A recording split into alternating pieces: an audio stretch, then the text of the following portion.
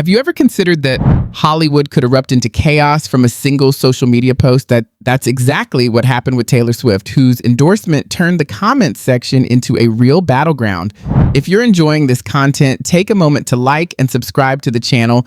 It may be free for you, but it makes a huge difference for us, especially since over 98% of viewers watch without subscribing. Thank you if you already did. Now back to the story. Before diving into the controversy sparked by Taylor's recent endorsement, we need to rewind to 2021. Since then, the term cat lady has popped up repeatedly, particularly when Vance described corporate leaders as childless women with cats who seem to run the country and influence Democrats, a phrase that became a shorthand for his critique of the so-called elite. We're effectively run in this country via the Democrats, via our corporate oligarchs, by a bunch of childless cat ladies. Vance seeming to imply that people without children shouldn't be. Oh no, isn't that correct? At first, people wondered if Vance was being strangely picky or if he was truly calling Democrats cat ladies, but he made everything clear right away. When asked for an explanation, Vance got even more insistent, citing Democratic leaders like AOC, Pete Buttigieg, and Kamala Harris, and asserting that the future of the Democrats is in the hands of those without children. Harris, Pete Buttigieg, AOC, the entire future of the Democrats is controlled by people without children. The gloves really came off at that moment, and things started to get personal. Taylor Swift has already entered the political sphere, despite the fact that the statement caused a stir in 2021. On September 11th, 2024, Taylor Swift shared a message that went much beyond merely endorsing Kamala Harris. She ended by saying, "Taylor Swift, childless cat lady," after, of course, posing with her cat. Mic drop. The Democrats will not ignore the resurfacing of Vance's 3-year-old remark, but Elon was just being his usual acerbic self. However, not everyone was in a playful mood. Megyn Kelly, for example, came out swinging and didn't hold back. "Could kiss her," Taylor Swift said emphatically. You can, you can kiss your sales to the Republican audience goodbye, Taylor. Hope you enjoyed them while you had. Although it may seem surprising, this verbal clash is far from over. So why did Taylor Swift step into the political fray? She had her reasons, praising Kamala Harris's running mate, Tim Walz, for consistently supporting women's rights, IVF, and the LGBTQ+ community. That's when tensions began to rise. Megyn Kelly, never one to hold back, was caught off guard by Taylor's enthusiasm for Walz and immediately spoke out. Kelly's main objection centered on Walz's transgender rights policies, particularly those involving parental consent.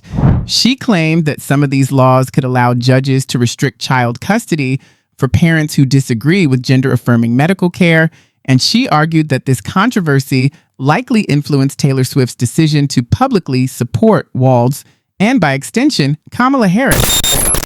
So this woman is fine with his plan to take custody of the children from parents who don't want them to chop off their body parts and put them in Minnesota court's custody so the body parts can be chopped off and they can be sterilized outside the custody of their parents. That's what led Taylor Swift to endorse. Kelly didn't hold back while calling Taylor's stance disgusting, but she also made it apparent that she supports Taylor's right to vote, whichever she sees appropriate.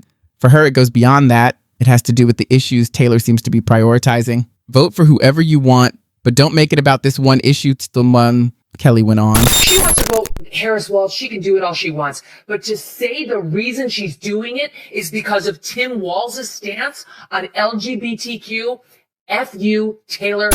In response to a question about Taylor Swift's political support, someone remarked, "Well, she always endorses Democrats." Just as Swift decided to back Kamala Harris, a move that sparked speculation about whether she was influenced by her inner circle or simply making a dramatic statement, which, let's be honest, she excels at. With over 200 million followers, her endorsement is bound to make waves. And while a recent study of Gen Z voters showed mixed results, some analysts believe it could sway a small but significant group of undecided voters.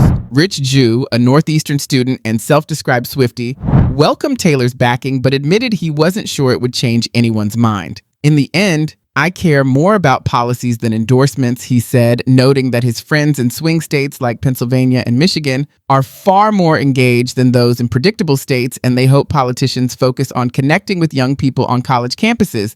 So does Taylor's support really matter, or is it just noise? Maybe J.D. Vance was right about the childless cat ladies in positions of power, or maybe Taylor is simply speaking her mind, creating controversy as usual.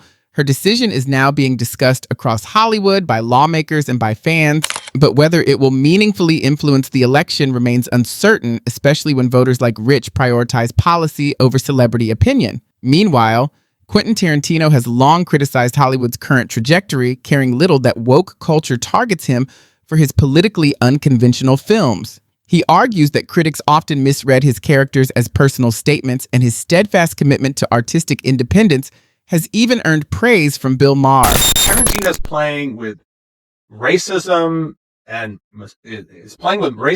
misogyny and gruesomeness, and there's really no way you can do that and keep your hands clean. That's a good way to put it. It's a good way to put it. And I was like, Tarantino's films have always sparked debate, from Django Unchained to Once Upon a Time in Hollywood, largely because the woke crowd takes issue with his portrayals of racism, misogyny, and violence. Yet instead of backing down, he staunchly defends his creative freedom, arguing that some critics act like ideological enforcers, attempting to censor his work by labeling it dangerous. The intensity of the criticism even surprised Joe Rogan, and it raises a broader question: should art and fiction be judged by the same standards as real life? Is it fair to condemn a fictional character as problematic or politically biased? Tarantino himself has explained, "I'm telling a story through a character's point of view, not mine," emphasizing that his work is a narrative exploration rather than a personal manifesto. this is a retrograde vision. This is a regressive vision. Or Quentin has become right wing, and this movie has a right wing bent because of the way they, Quentin is identifying with Rick Dalton. Fuck hippies. Rick is coming from a place more on the right, not me, per se, but I am telling the story through Rick's point of view. The general trend in Hollywood raises concerns about what may happen to art if filmmakers are too scared to tell bold, creative stories. Moreover, Tarantino is not the only one expressing his views. He has received praise from Bill Maher for resisting the woke mob, saying it's encouraging to see someone in Hollywood stand their ground instead of caving in. I've always really appreciated the way you pushed back when anyone tried to stifle you, shut you up, shame you, bully you. If somebody brings up something that actually is legitimate, I'll even have a conversation with them about it because I'm actually into interesting thought, and I don't have to even agree with you. Oh, but that's an interesting point. Right. Tarantino actively participates in the fight for artistic autonomy, but the question remains, are the critics' outrage warranted, or have we gone too far in controlling art? So that we may talk about it, do leave a comment below. I'd be interested in hearing your opinions. Until the next time, pay attention, stay engaged, and maintain your fascination.